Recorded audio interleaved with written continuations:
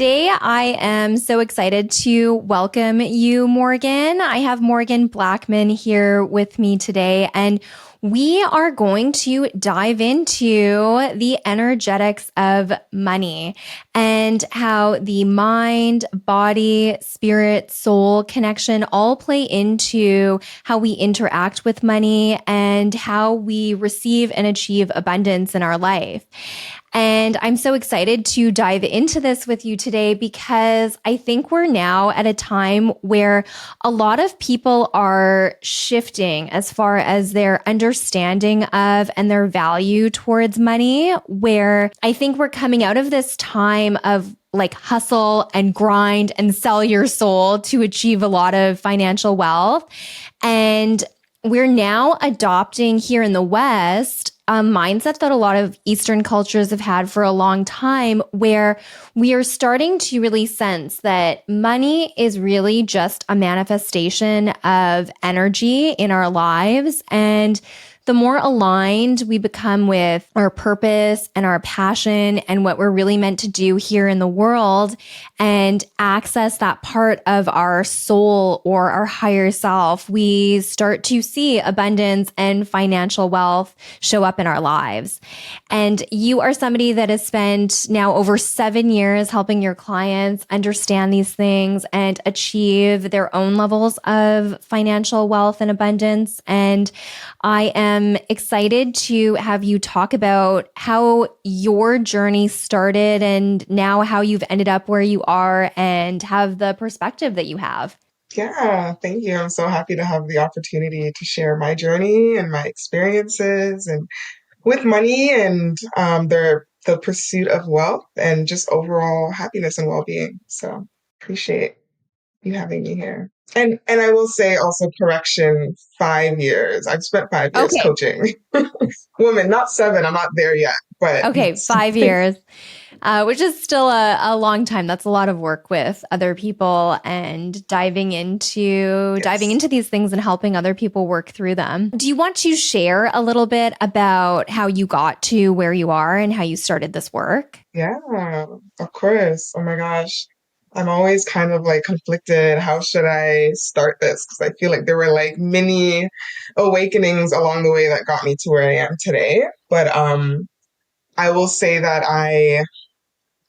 my financial sort of journey, or at least when I started taking it serious in my life, was in university. I I grew up in a sort of middle income class family. We weren't like struggling in the sense that I didn't know where my food was going to come from for the day or tomorrow. So pretty secure and comfortable within those means. But I never had a lot, or, in the sense of when we think about money and wealth, like an excess. I didn't consider myself rich or my family rich. And for the most part, I think when I went into university, just like most people that age, we kind of go in knowing that there's going to be a bit of debt that will be accumulated as we, further our studies. And so it was more towards like my third, fourth year where I really started to take my finances seriously and starting to think about the future version of myself when she's graduated. What is her wealthiest life going to look like? How is she going to responsibly manage her finances, pay off this debt? What kind of job will she get that will, allow her to live a life with meaning?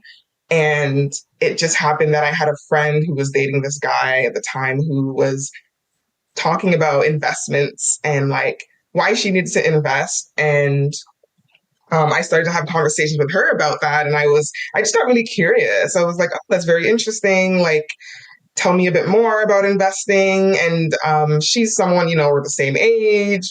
We're two Black women. We went to, we kind of had a similar upbringing, went to the same high school and things like that. I was friends with her for a while.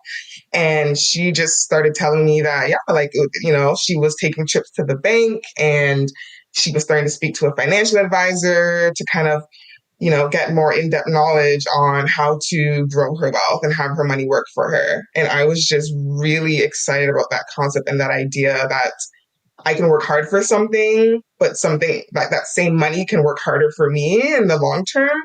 And so I just started to sort of do my own research and deep diving into it, along with continuing to have conversations with her. And that was when I kind of started to have this shift in mindset, and in embodiment, around wealth and wealth building, and that it was actually accessible to me and it was possible. And a lot of those shifts started with, reading certain books. So like Rich Dad Poor Dad was maybe like my first finance book I ever read. And that one was really, really important for cultivating like a wealth mindset. I always like encourage people to read that book. If you haven't read any finance book, that would be a great one to start with, because he pretty much talks about the difference between the mindset of his poor father and then the mindset of his rich father and his wealthy father, and what was the difference. Yeah, and then it kind of just started there. I started investing maybe within a few months of starting to really like improve upon my financial literacy. And I invested like maybe $5,000. And this is still like university, maybe like my last year. And by the end of that year, I had doubled that 5,000 into $10,000. And along with that, even after graduating and starting to get my first job, I really applied myself in like paying off my debts. I built up eventually my investments to $40,000 and more, maybe within the span of 3 years. And I just started to see myself really accomplishing these financial feats that a lot of women, a lot of people just in general really like struggle with and don't know where to start. And I was like, I think there's a space here for me to create something for myself, a business that's purposeful and that can actually empower and help other women to get a better sense of how to, yeah, just like improve their overall finances while also spending their money in a way that feels aligned and feels good to them. And so that's when I kind of decided to, yeah, just start coaching. I think I started coaching like 2020, 2021, so like a little bit before COVID. And I think around that time, not many people understood what coaching was. I think it was still a relatively like new phenomenon. And like even for myself, I thought coaching was just like a fitness coach. Like when I thought of coach, it was like, oh, someone that's coaching you in the gym. And then I soon started to realize like, no, people are actually hiring coaches to help them achieve whatever goal they're working on in their life. And I decided like I wanted to be that person. And yeah, I started a little Instagram account and I started sharing with people like my own financial journey and starting to like educate other women on how they can accomplish certain financial goals. And that's kind of how I got to where I am today. Thank you for sharing that. And it's just always inspiring to hear from somebody who's kind of, been there, boots on the ground, done this for themselves. So you're now able to help other people walk that same path or the path that is right for them. And in your work, from what I understand, you also have developed this strong understanding or connection to the energetics of money. And I think if you could speak to that a little bit, that would be really interesting to sort of Yeah, mesh, what we yeah, conventionally perceive money to be and the the two. energetics of it. Yeah, for sure. So that's kind of where like the second version of my story starts into how I got to this space. So yeah, like university around that time, I was kind of coming out of this like really toxic 3 year situationship. And I think coming out of that, I started to realize that I didn't really love myself in the way that I thought I did. And I sort of made this commitment to myself that moving forward, I would ensure that I put myself first and that I made sure that anything that I did in my life, anything that I wanted to go after would be in alignment with that higher version of myself and who I wanted to be. And I think that's when I would say I sort of had my first spiritual awakening. And it started with, okay, like this future version of Morgan, like how does she show herself love? What does that look like? And it started with, like diet and the body. So in university, I started going to the gym for the first time. It was like a lot of first time sort of moments where I started going to the gym. And that's when I started getting into yoga. I was first introduced to that. And then I started learning about meditation and the breath and that connection with the body and calming our nervous system. And then also just deciding to shift my diet. I grew up eating meat. pretty much anything that tasted good.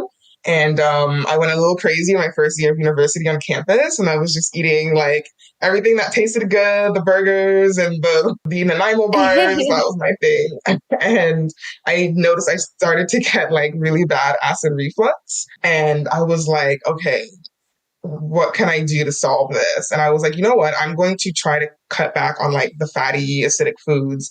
And so I was like, I'm just going to cut out meat for like a few weeks and see what happens. And in doing that, I started to see my symptoms improve. Then I started cutting out dairy and like just drastically, like within a month, like my acid reflux was gone. Right. And that was like the first time in my life where I recognized like how important your health is in what you eat, and even that connection now that, I'm sort of trying to make towards energetics, I felt good, right? Like I felt lighter. My thoughts were clearer, and pairing that with like the meditation and going inwards.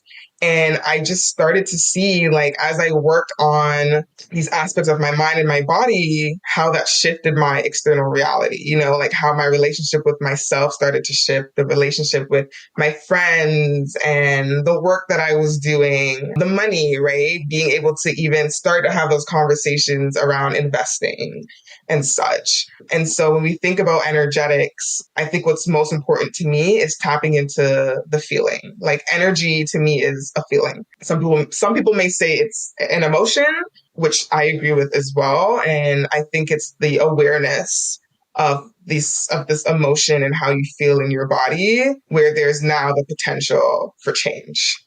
And I think in discovering that for myself, that is where I started to realize the importance of energetics and how I feel in my body, in my mind. What are my thoughts on an everyday basis? How am I feeling?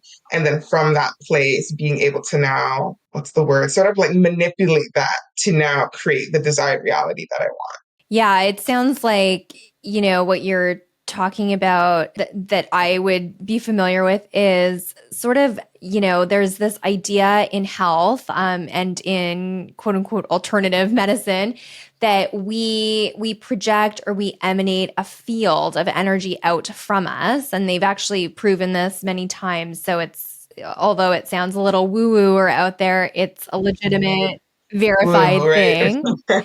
But, Right. when you shift that projection or the type of energy or the type of feeling that you're emanating out into the world, because we both send messaging out as well as receive messaging through our body, the types of messages that you get or the types of experiences or coincidences or synchronicities that you receive from your external environment shift when you change your internal environment and you change how you project out into the world. And so it sounds like you're speaking to that a little bit in that you started to notice, you felt better in your body. That was something that you could directly sense. And then that also resulted in some changes in your experiences. Yeah, exactly. External. Yeah. How do you help people that you're working with see the energetics of money or see how shifting their own energy directly results in a change in how they interact with money and how they generate wealth? Right. Yeah. Okay. So, well, I would say that first off, I think redefining what money even is, because I think a lot of the times when we hear the word money, we think like a dollar sign, currency, like whatever's in your bank account. And to me, wealth, or at least the understanding of wealth to me as it's evolved over the years, is it is this feeling of, I could use the word abundance, but it's this feeling of having enough, like feeling secure and comfortable with what you already have. Because to me, like, yes, like we do need money in order to, I guess, maneuver through this 3D realm, right? Like we need money to buy food, to have shelter, and all these things. But we can also have those things without needing currency too, right? And that's, I think, something that I'm starting to have more conversations around with my clients, and just kind of shifting that perspective that like money is just this currency that we trade and barter, and that like money or the abundance is a better word, is really just the exchange. It's just a mutual exchange of ideas, of skills, of services, of objects, experiences, whatever that may be. And so when I think of the energetics of money, it's really just this understanding that you are exchanging something of value, and value looks different to everybody, right? And so for me, one place that I start at with my clients is one, yes, the feeling that you want to have when it comes to that exchange, whether it's with money or something else, and how we can get to that to feel good about those exchanges that we're having, is to one, like rewrite our story of what money is, because so much of what we understand money to be is definitely conditioned by, family, society. And so what I try to do at the start of my work with my clients is to understand, like, what does money mean to you, right? Like that was sort of my definition of what money is, and that may look completely different to you. And so we need to start there and get really clear on, like, what is money? What does it mean to you? Why do you value it? What is its purpose in your life? And then from there, it becomes much easier to determine how much money you need to make and what to do with it in order to really build out this desired life that you want for yourself. I'm not really sure if I exactly answered it, your question, but that's like definitely like where I would start when it comes to the energetics of money, like really getting clear on like what Mm-hmm. it is first. And you just mentioned something really interesting, and that, I think a lot of us know, but don't always necessarily think about very deeply. And that's the conditioning around money. And really the value that we place on money for a lot of us is something that's been conditioned into us. And I think re-examining those conditioned beliefs and thoughts is really important when you start to reframe, how do I want to interact with money? What do I believe wealth and abundance to Yeah, be? And I think that that's a really important piece that you just shared, is that, retelling that story to yourself about what money actually is to you.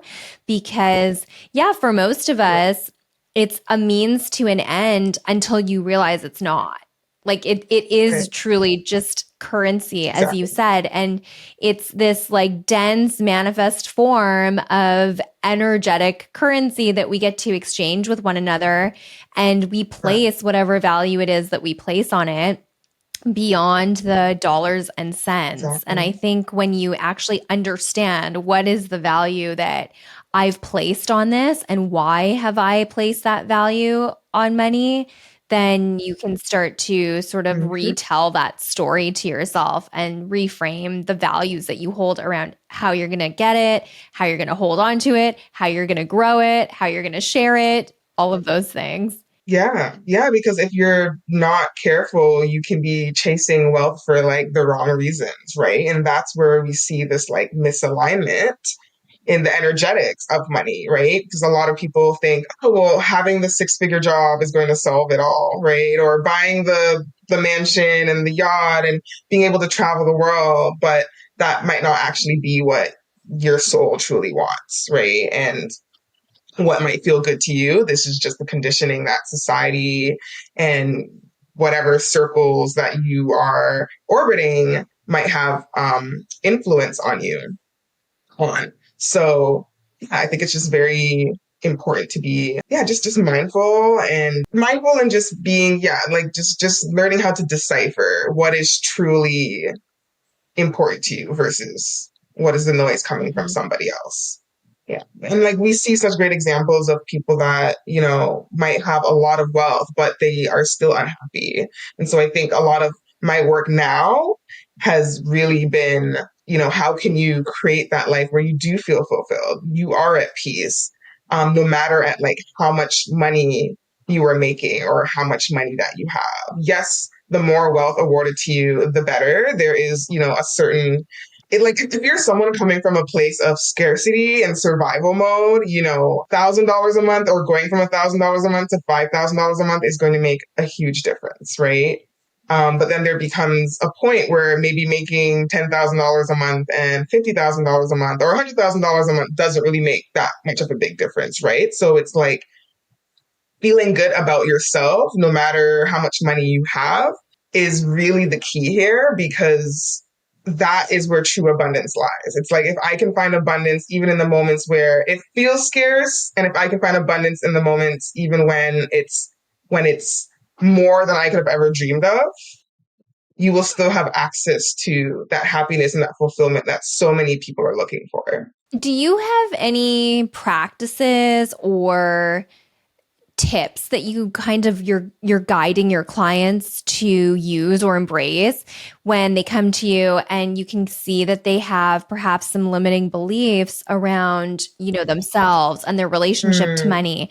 How do you suggest somebody sort of reprogram that for themselves so that they change that relationship to themselves? right. Yeah, I think the biggest one that everyone goes through is that not enoughness, right? That's the scarcity piece where it's like, yeah, like I just, no matter how much I'm trying to save or pay off my debt or like go for that, X level income job, like it just doesn't seem like I can get to it. And I like to really start at a place of gratitude. That's like one of the biggest exercise that I think is easy, it's affordable, it's free, right? And it really just starts with you. And it really just starts with tapping into the present moment and being like, what can I truly be grateful for in this moment, right? Because there's always going to be someone that has more than you or is doing better than you or and there's also someone who's also maybe worse off, right? And I think it's just really perspective.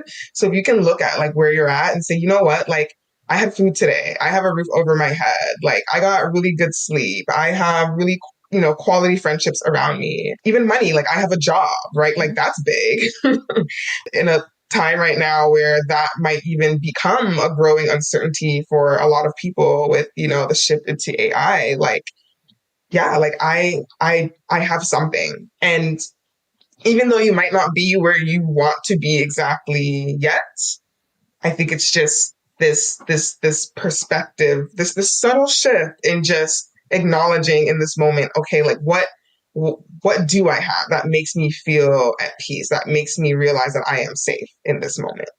And I think that's one of the easiest, most profound exercises that you can start with when it comes to energetics and money. And when you're starting to create a life where you feel like your actions, your behaviors, and the things that you're putting out into the world are in alignment with you, with your soul, or with your deeper purpose, are there ways that somebody could do that so that they sort of streamline that process for themselves?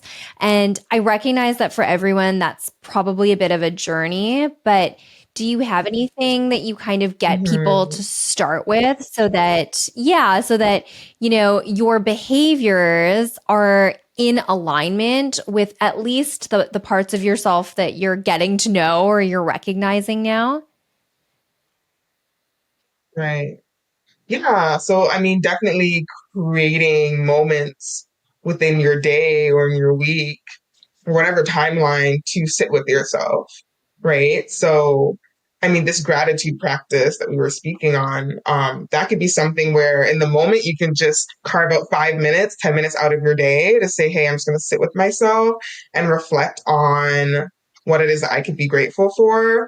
Or you can journal and you can write, right, on a piece of paper, anything that's coming up for you. You can have a conversation with a friend or a family member about what you are grateful for or speaking to someone that you are grateful for. I think, we're very afraid of being vulnerable sometimes within our relationships and just even just expressing to people like, hey, like I just want to share why I'm so grateful for Mhm. having you in my life. And just getting into that habit and that practice. And then I think it's creating a ritual and like consistency around Mm-hmm. these practices. So, it's not just like sitting with yourself today because I mentioned this exercise and then never doing it ever again. It's like, okay, I have to make sure that I create this container. And it looks so different to so many different people. Some people maybe weave it into like what they would call a morning routine or an evening routine. I know for myself, the way that my container looks like is having I would say like a toolbox. I have like just this toolbox of different tools, whether it's practicing gratitude or meditating or going to a yoga class or going for a walk. And I make sure to do at least 2 to 3 of those within a given day, right? So I can feel into what my soul is calling me to do that morning. And maybe it's just to like start with reading a book. That's something that I've been doing lately. Like I'll just get up and like just open up a nonfiction book that I'm reading on like personal growth and development and just read a few pages. And that's sort of like my morning prayer Mm-hmm. and like ritual.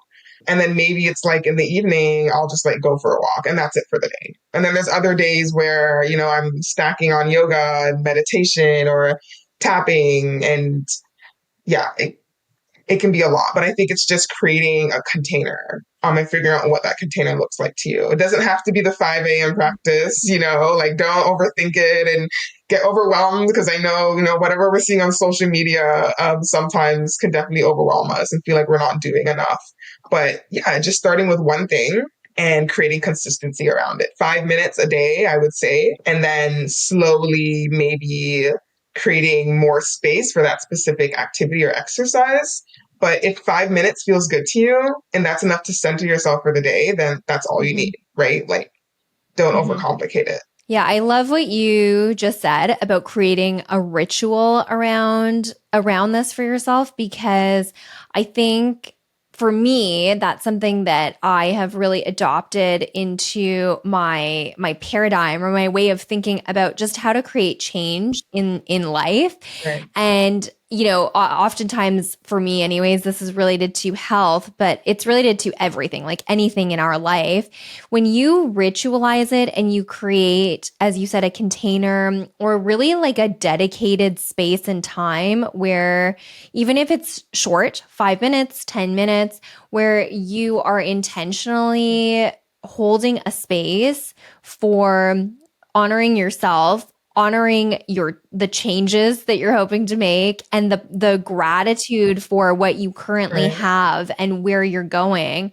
I think that in and of itself, like just showing yourself that kind of love and attention and signaling to God, the creator, whatever your chosen belief system is, Mm-hmm.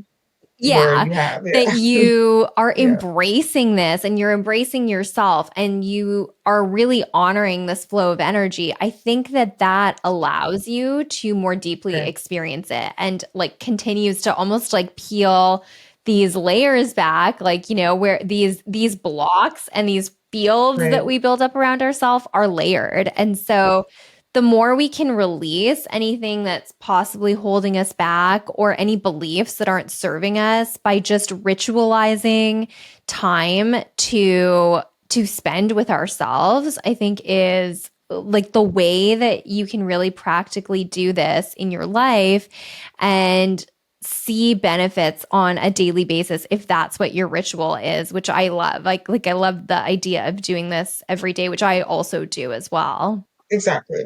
Yeah. Yeah. Definitely consistency is what eventually creates momentum. And it's okay if you like fall off. It's not about perfection either, right? You don't want to swing too much to one end of the extreme. But yeah, it's just about knowing the right tools that feel good to you and like when to call on them and embodying them with Mhm. consistency. And I mean, that even kind of goes to speaking on this the idea of energetics and how it kind of ties to like emotions. And I think a lot of the times we feel like we have to feel good consistently in order to like manifest this desired reality that we want, right? Whether it's in our finances or relationships or whatever. But I think something to be mindful of is that it's not necessarily just about feeling good, but it's really about that awareness and being able to then shift once you realize sort of energetically where you're at. So there's nothing wrong with feeling anxious or fearful because these emotions are actually sometimes here to protect ourselves, right? Whether it's through past traumatic experiences and our body just signaling to us like, hey, this moment doesn't feel safe, right? I've experienced something like this in the past, which led to something, really traumatic happening. And I don't want this to happen to you again. So it's really they're trying to be your friend, but sometimes our bodies signal these negative stress responses and emotions when it's not really necessary or needed, right? It's like this false sense of false sense Mm-hmm. of unsafety and in being uncomfortable.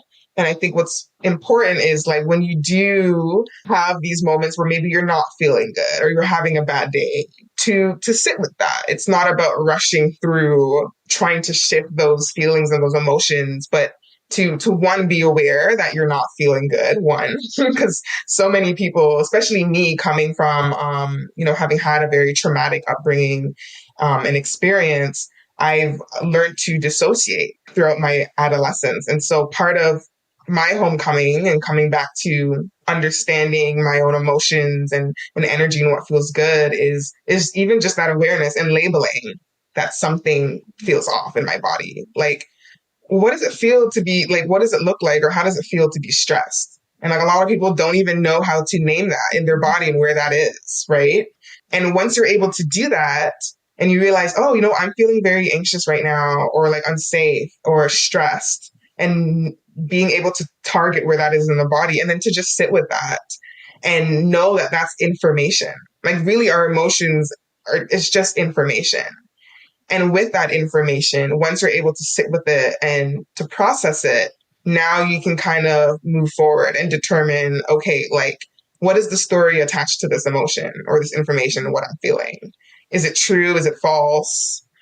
And once you're able to realize, no, like this it actually isn't my story. This is a limiting belief that was passed down to me from a parent or a friend or whatever, then that is when you're able to now shift the narrative and the story and to adopt a feeling that is in alignment with the true story or the story that will actually liberate you into creating the reality that you want. Mm-hmm. Yeah, that's so true. Like that naming or just recognizing and feeling and acknowledging that there's something in your body or a message that your body is sending you, and sitting with it, feeling it, and then moving through it. And I've heard this saying a long time ago and I use it often, but the only way out is through.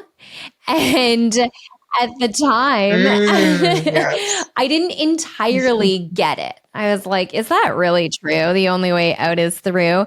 But the more I work on things through a different lens of energetics and what is this realm and all of the messages that we get, what are these things telling us?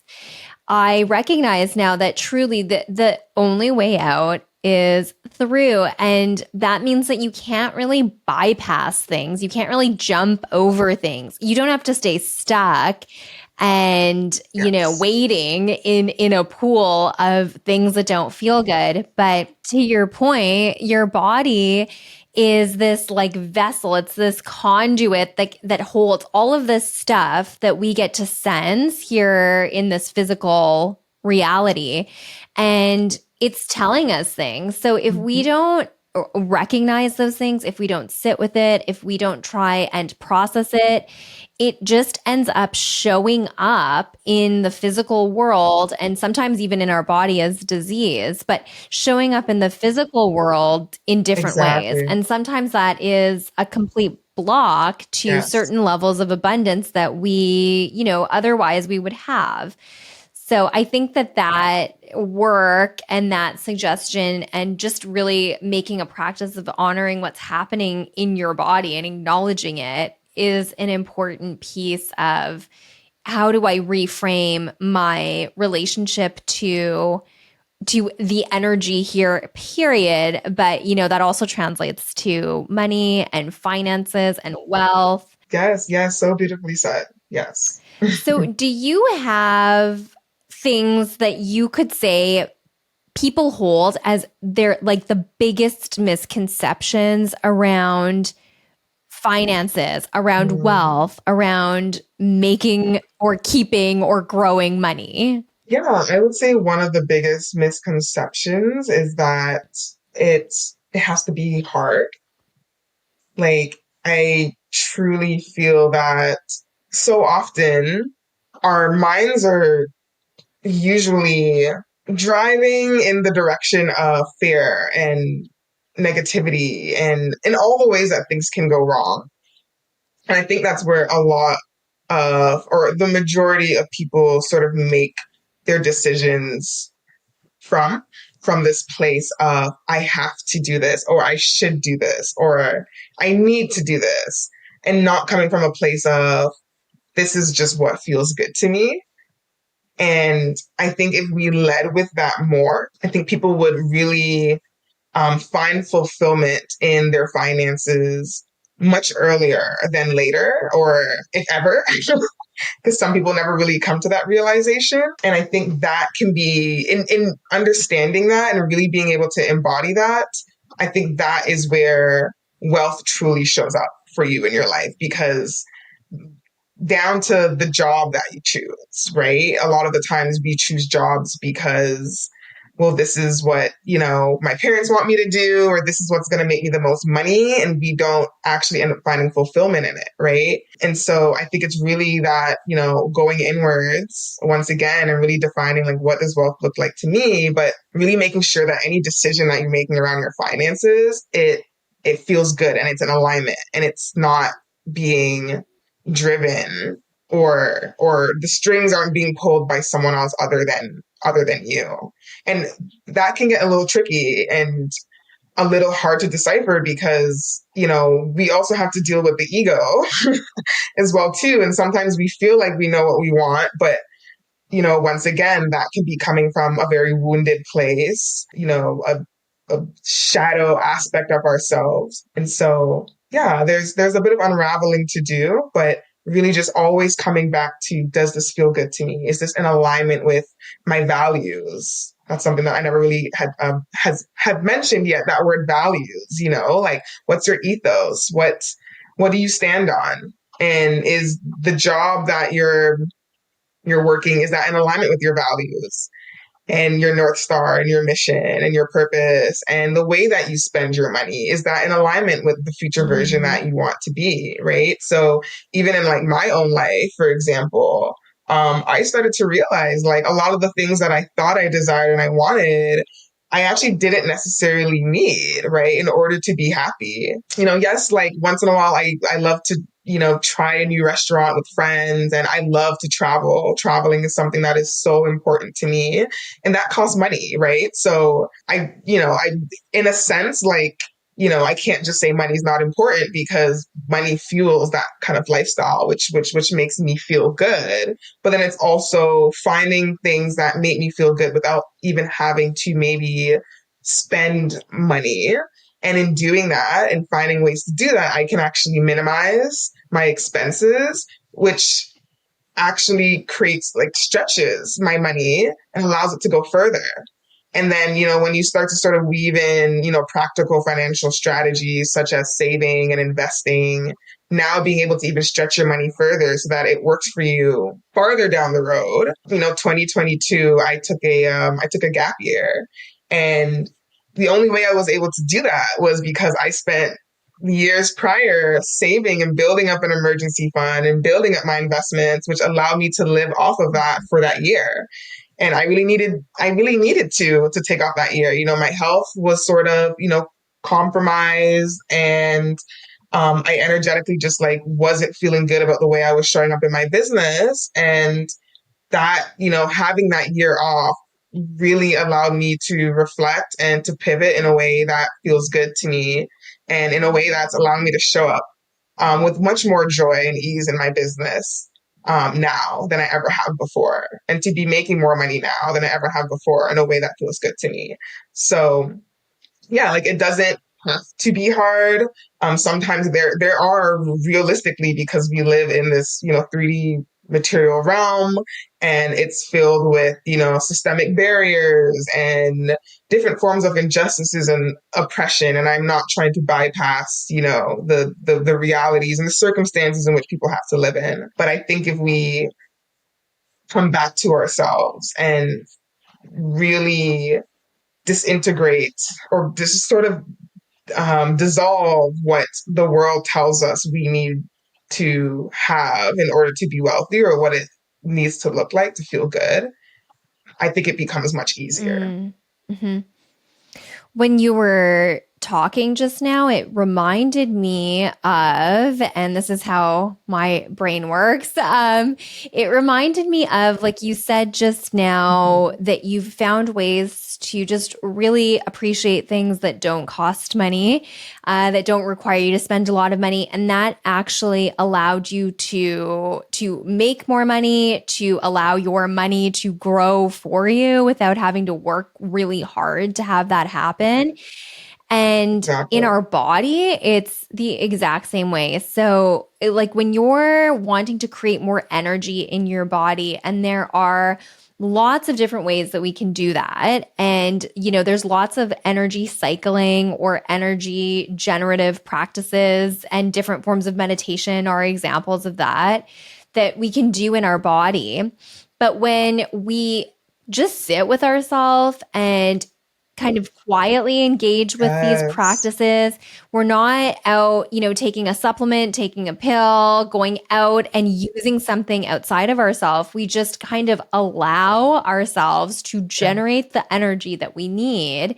You actually feel better. You feel more energized. You also feel more rested at the same time. Like you have more energy to keep going without trying really hard, without using a bunch of stuff. And so that's kind of like a parallel for Right. me in what you said, is that, almost just honoring the fact that, yeah, you need money, just like you need energy to keep going, but forcing your way into that is almost it has the opposite effect. And when you can kind of like relax into what are the ways Mm. that I serve myself, these things around you kind of they become amplified in their own way because you're different. Like you're not searching for these things from a place of scarcity or lack. You're just allowing them to grow. Yeah, yeah, exactly. Less is more. Less is more. And like I think I am someone that embodies a much more minimalist mindset, which maybe isn't for everybody, but I think that's definitely what has worked for me, and what's worked for my clients. And yeah, just really realizing that in order to build wealth, you don't have to have a lot to start with. Like even when I first started investing, or prior to investing, I don't think I thought investing was even accessible to me, because I thought it was like I had to have a lot of money to start with. Like if I'm investing, I'm making six figures, I have like 100 grand in the bank account. It's like you can start with $1, you can start with $50, right? But I think we just overcomplicate it and think it just needs to be this grand thing, or we have to work towards something, this grand thing. And it really doesn't have to be that or look like that. And I think the more we simplify, just like you said, even when it comes down to our energetic practices, what we eat, moving our body. For example, like I just sort of joined a yoga studio the past month, and it's been great. Like in this season that I'm in, like it's really what I've been craving and what I need in terms of just grounding myself and coming back more into my body. Just, being an entrepreneur, I feel like I'm always like really in my head, and there's like, a million and one things happening. I'm pretty sure, the same thing goes for you. And yeah, I've really just been craving like coming back into my body, being able to notice what I'm feeling in my body. And yoga's really been helping with that. And, I'm spending money to go to a yoga studio and a gym, but you can easily watch, yoga videos on YouTube. There are so many instructors out there that are offering, exercise classes, movement classes for free. And you don't necessarily have to spend hundreds of dollars by joining this fancy gym in order to get the results that you want, right? Even when it comes to your finances, a lot of the resources that I have are free, and starting there, working on your mindset, working on some of these beliefs that you have with your money, and then sort of starting from there. But yeah, when it comes to saving, eventually investing, like really less is more. Looking at your life right now and where there are ways that you can actually say cut back, or some people will use the word budgeting. I like to say wealth tracking. It's really just assessing your finances. Once again, it's just information, but it's like, where am I spending more in areas that I actually don't maybe need to spend this much money in? And then realizing, if you are able to cut back, where that money can now go to fuel areas of your life that really do need that boost, or that like extra investment to get you to where you need to go. Mhm. And so really just simplifying what you think you need in your life, simplifying systems, just simplify. And at the end of the day, yeah, just really realizing that less really is more. I heard this practice from, I think it was Ken Honda a long time ago. I don't know if you're familiar with him. Mm. No. So he talks a lot about this. He talks about the energy of money, and one of the practices that he suggested and that I adopted and have been using for years now is when you spend money, and this is conscious spending. So, the idea is to, as you said, get Right. clear on what are your values and where do you want to spend your money. Because when you're spending money in Exactly. places that you want to spend it, or at least when you reframe how you perhaps have to spend it. So, like, rent or mortgage payments, Exactly. you have to live somewhere, but also you get to live somewhere. And so, Right. if you reframe that and say literally when you make those payments, thank you. Thank you. Thank you for this service. Thank you for this meal. Thank you for this roof over my head. Like, thank you. When you pay Yes. somebody, it shifts your energy around that transaction so that there isn't this, I think a lot of the time we see a payment as almost like a loss or a siphoning of our money. Like, oh my God, I have to Yes. pay this, I owe this person this money. And there is like some resentment or maybe even like a judgment around it. And if we shift that and just say thank you, it totally changes how you see that transaction, that interaction that you've just had. And it also reframes your energetic, that container that you're holding when you transact with money. Exactly. And also, too, like, once again, it's information. So if that doesn't feel good, if you are paying for something and you're like, yes, thank you, I have this space, but like it still feels unaffordable and like this stretch, and it brings me lots of anxiety still because I have to, keep up with these, then maybe Mm-hmm. that's information to you to reassess, like maybe this isn't the best environment to be in or place that I should be living in. And you have the potential, you have the ability to recreate what feels good in terms of how these transactions are showing up in your Mm-hmm. life, right? So yes, also see it as, I'm grateful. This practice that you're talking about is another practice of gratitude, right? That's actually also an exercise I do with my clients, like going through your bank statements and looking at how you spent money maybe within the past week and seeing how that feels in your body. Yes, saying thank you for being able to, pay your rent so you have a roof over your head. But also, if consistently you're starting to see this pattern of like, oh yeah, I'm spending money on this, maybe on takeout, and actually the more that I'm going through this statement and doing this exercise, I'm realizing this actually doesn't feel good to me. Like I maybe didn't need to spend Mm-hmm. money in this area. Or maybe that meal made me sick, or I feel fat now. It didn't make me feel good. You have the ability to say, okay, you know what? I'm going to be more mindful the next time about how I spend Hmm. and use my money so that in return, I can actually feel gratitude for how I'm spending it.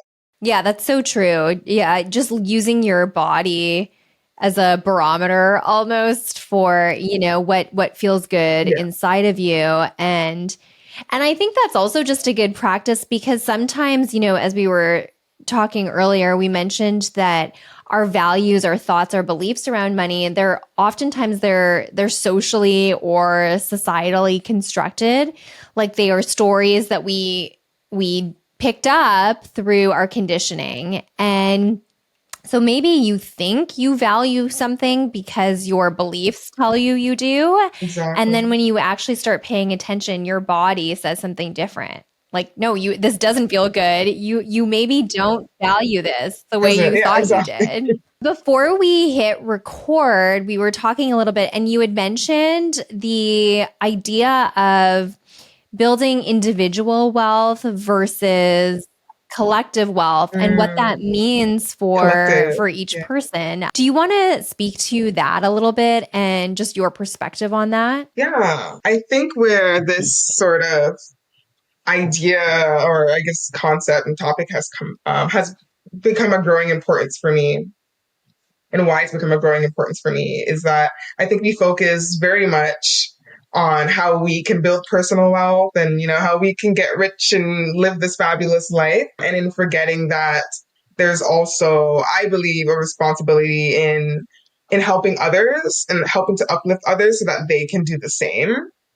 And we're living in a world where there is increasing growing inequality, as well as shifts into AI, and that might really change the way that we interact with money or what our relationship with money might look like. And so I think we're just really in a really critical period in time where it's important to understand that collective wealth is imperative to our own personal wealth and ability to build wealth. And an example of this that I've given is Toronto, for example. I have seen lately, and I mean, just statistics wise, what I'm seeing in the news, like there is a rise in crime rates, and in areas and neighborhoods where normally you might not see crime, and a lot of people obviously are fearful of this. And I think, well, what we've seen in economics is that when there is growing inequality or rising inequality, wealth inequality, it does breed eventually more crime, more hate, just more division, right? And I'm sure everyone can see that right now in the world that we're living in, or it might feel like that. And I think, in this space, or what I've seen in the finance space, is a lot of, like I said, sort of that personal pursuit of wealth. And that's sort of what capitalism is built upon, right? It's like the freedom of rights and liberties to go out there and own whatever it is that you want, own whatever property, have whatever experiences you want, and no one can deny you of that. But then what happens when a few people have the ability to maneuver that and experience that while majority of people begin to find that reality harder to grasp and to actually experience and to live in, I think is a bit alarming. And so I think a lot of my work that I'm doing is to, at an individual level, explore with my clients, how can we also be mindful of, we're pouring into ourselves and growing our own personal wealth bank, but how can we also give back and, reminding ourselves of that universal law of reciprocity, right? And I think when we forget about the reciprocity, that is how we see the inequality that we see today, right? Where the few believe that, well, I worked hard for this, this is mine. I don't really have to care about the rest of the world and how they also figure out what wealth looks like for them and are able to easily acquire that or embody that. And so even just small examples of how I've shared how my clients can do this and how it can actually also improve our overall wealth and well-being is giving back, like charity, look at your budget for the month. And I know a lot of the time, sometimes people feel like, I already don't have enough money for myself. How can I give back to other people? And it's like, it doesn't have to be a lot. It doesn't have to even do anything with money. It could just be giving your time, your energy, your love to someone in need. It could be even just $5. I know in times where I felt like I didn't have a lot of money to give, even just $5 a month to like a charity of my choice. And that's usually, oh my gosh, what's the organization called? The World Women's Network? I don't know. I can't remember it right now. But I kind of just have it on autopilot, but I like to donate towards like women-centered organizations and specifically around like domestic violence. That's something that I've experienced within my own life and the women in my life. And that feels really good to me, right? Like knowing like, even if it's just $5, that $5 I could have spent at Starbucks, I chose to use that to give back in a way that feels good to me. And it might be a very small action, but I think in the larger scale of things, it compounds, right? And so being mindful of that too, like, yes, I am working on building wealth for myself and working on, the energetics of what feels good to me, but also like, how can I open up those opportunities for other people? And I think that actually allows for your own wealth journey to be even more expansive and feeds into that, conversation around energetics of money. Like when you feel like you have a lot, when you feel abundant and you're able to give back to others, I feel like you actually give a lot more back to yourself, right? You start to realize like, if I can even just give $5 a day or give a little bit of my time and that was valuable to somebody else, you realize you actually have a lot more to give than you thought. And from there, you will show up in a way that manifests and attracts and believes that you are worthy and and have access to more. Yeah, and just the laws of energetics are that there is always this polarity with energy, meaning that, if you're giving, you also have to be receiving. Or another way to look at it is, in order to receive, you have to be able to give. And so that practice that you're speaking to is really, one, it's for the betterment of society or the community at large, and ultimately that benefits you. But two, in order for you to get good at receiving or to be open to receiving things from the universe, from opportunities around you, you also have to be good at giving. So I think, as you were saying, that Exactly. reciprocity is so important to develop. And just as you were saying that, it reminded Yeah. me of, I'll just quickly tell this story, but I was earlier this year in Southeast Asia and in all over Thailand, Malaysia, Vietnam. I was in Bali as well. So all over these places, there are these little shrines and temples everywhere, like in front of every building, Mm, every bank, every store, every business, every temple. There's a shrine in front of the temple, and they're everywhere. And I've been to Bali. I've seen those little, yes, yep. yeah, and it's Yeah. beautiful. Like it's just The beautiful. offerings. Yes, these Yeah. Yeah. offerings that they, It is. they're in Yeah. front of everywhere, hmm and it's offerings. Everywhere, like on the streets. Yeah, and Yeah. it's everything. It's not just hmm money. And in many cases, there's no money on them at all, but there's food, there are flowers, there are plants, there is sometimes money, Herbs, incense, incense. sometimes there's cards, or, people have written like a little prayer. And people put these things in the shrines as an offering. And I asked somebody there, why are these everywhere? Like, what is the idea behind having these spaces of offering all over the place? And he said, he was a local. He said, it's really just to make a practice of giving. because when we're Mm, all giving, we're also all able to receive and then give back. yes, And exactly. Yeah. so I just thought that that was so beautiful and like what a cool cultural way to shape how people view giving. Yes. Oh my God. Thank you for sharing. That's such a Yeah. beautiful example. Yeah. Yes, story. I had so much anxiety. I've been to Bali and like you don't want Yeah. to step on them because they're literally everywhere, like Yeah. offering. No, It's like, but yeah, it's such a good reminder. It's such a good reminder of like it's not just about receiving. And I think we definitely live in a world where it's all yeah. about what can I get?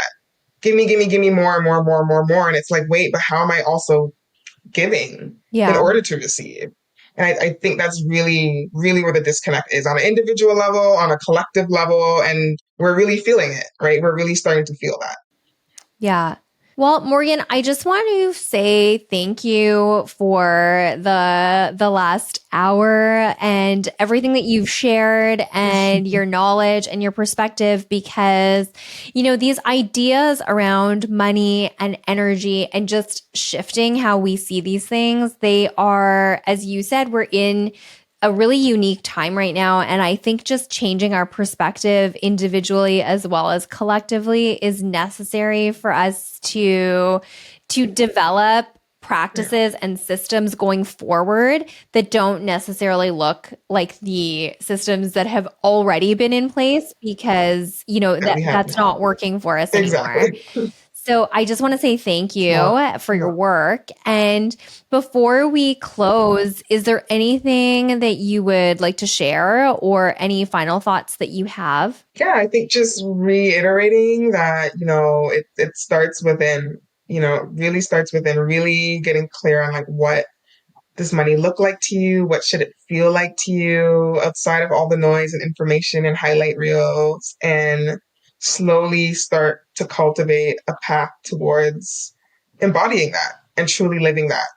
And I truly feel like we should learn for the challenge of being spiritual beings, having a human experience is to really master how to do that now, today, right? Like, how can you feel your wealthiest, be your wealthiest, embody being wealthy today, whether it's $0 in your bank account or $1 million. And I think that's where, yeah, I think that's what will make all the Mhm. difference in learning how to find fulfillment with where you are. And that really takes going within, really getting clear. What are your values? How do you want to feel? And then, slowly weave in the practical strategies as Mhm. well too. I guess I'll share some of my work and how my, and what I kind of walk and take my clients through. So I have a 3-step framework that I call the wealth wall. And so the first part of the journey that I take my clients through is the first pillar, which is called wealth wellness, right? So that's everything that we touched on today, which is, the energetics, the mindset piece, the getting clear on your values and your goals and why, right? Like, really, I want to make sure this isn't, someone else's goals or vision or desire, and it's truly yours. It's really, truly your soul's desire.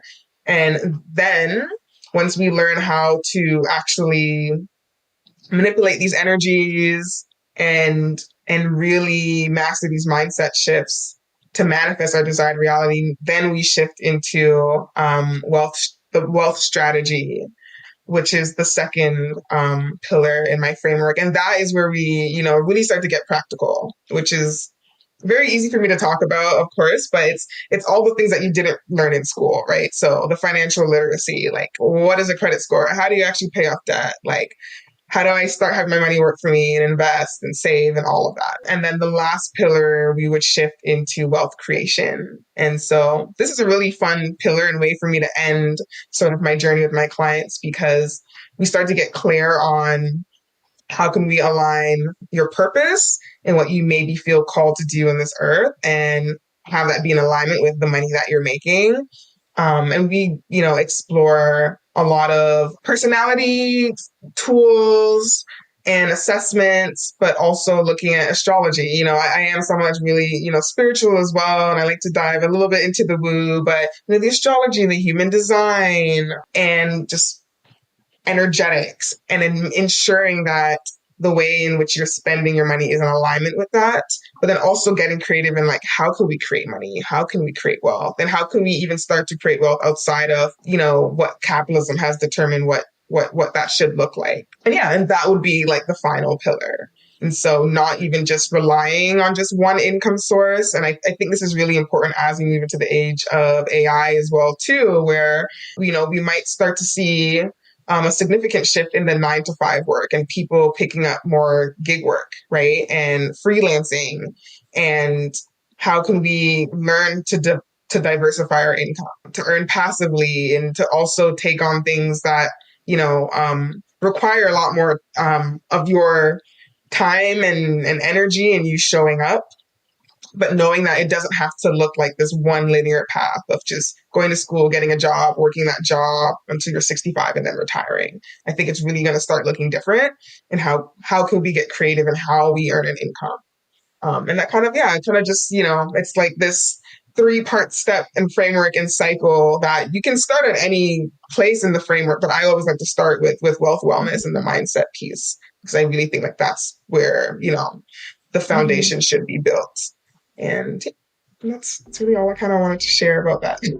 Yeah, that's awesome. Thank you for sharing a bit about the process of your work, and I will link Yeah, your website and your resources in the show notes, so that will be available as well. thank you. But yeah, Awesome. I just want to say Appreciate thank that. you. And this was really, really, I think, a powerful and interesting perspective shift on money and finances and building wealth. So thanks for the conversation. Yeah, of course. Happy to be here. Thank you.